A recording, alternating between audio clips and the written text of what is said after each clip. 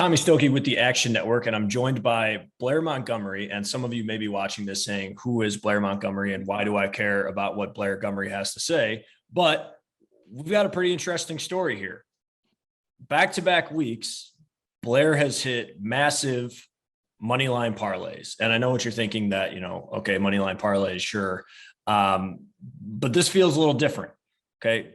We go back 2 weeks ago to NFL week 3. And it's a 12-teamer. Yeah. A 12-teamer to win 42,000 pending on the Dallas Cowboys. And that in itself, a $100 bet, all teams money line just to win for $42,000. And we had a decision to make last week on hedging. Yeah. Big decision, actually. Fast forward a week later, there was no decision. And Blair takes home about $80,000 on another $100 12-team money line. So I want to go through this parlay as I try to pull up this picture of it, because there were some crazy ones in there. On week 3, I don't think there was a bigger underdog than plus 120 ish. Yeah, I think it was pretty standard. It wasn't anything crazy, This week, the one that hit. Bears minus 146 at home against the Lions. Relatively easy sweat. Pretty easy, yeah.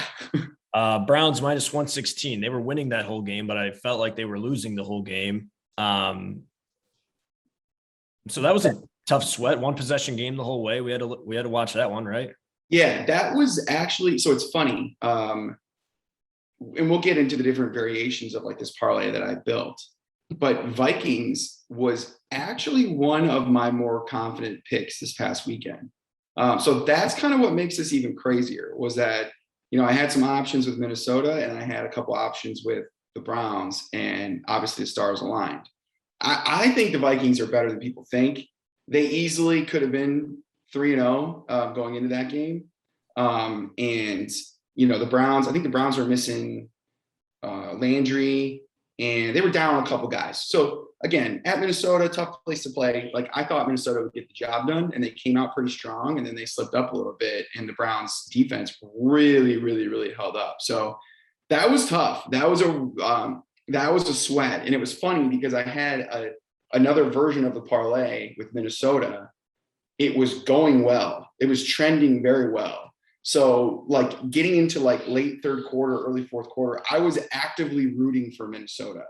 And then I think the Jets and the Giants both scored touchdowns like around the same time. And that was when it like clicked, and I was like, holy shit, like that is looking realistic. And my tone completely flipped.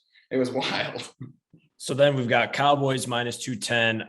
I think fell behind maybe first or second quarter. Mm-hmm. I point to the Panthers, but pulled away, and that really wasn't a second half sweat. Yeah. Chiefs minus 355. Fine. Yeah.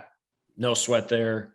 Washington minus 126. Yeah. I want to say there was no sweat because when you bet against the Falcons that they're going to find a way to lose. But it came down to that McKissick touchdown at the end to go up by 4. It looked like they were going to get a field goal, but who wants to sweat a field goal? What was that game like for you? Yeah. So it's funny because it's a really good question, because this is actually the game that won it for me, because I flipped last minute. Last year I had a 12 or a 13 leg NFL parlay, and I hit every single leg. And the only leg that I lost was Washington versus Dallas. And it was, I think it was Washington's first game without Dwayne Haskins. So I think Kyle Allen was starting, and the Cowboys were starting with Dalton. And I was like, dude, there's no way, there's no way. This was before Washington's defense had looked good. So I was like, there's just no way Dallas loses this game. And I think the spread was like minus 1.5. So it's pretty relevant. Dallas gets smoked, absolutely smoked. And it was like an early kickoff game too. So like, they lose. I'm like, oh my God, the parlay dies. I'm whatever. At the time, I don't really think much about it. And then all of a sudden, every single game after that. Hits. And I'm just like, dude, like Washington is really going to cost me like 120 grand. Like I was so mad. So needless to say, I've been burned by that. And that experience is actually what made me flip that pick from Atlanta to Washington. I was like, I swear, if I lose another parlay because Washington like slips up or something, or Washington comes in and upsets Atlanta, like, or I think they were the favorite, but Washington comes in, beats Atlanta on the road. I was like, I'm not going to be able to get over this. So I did switch that one up last minute before I put it in.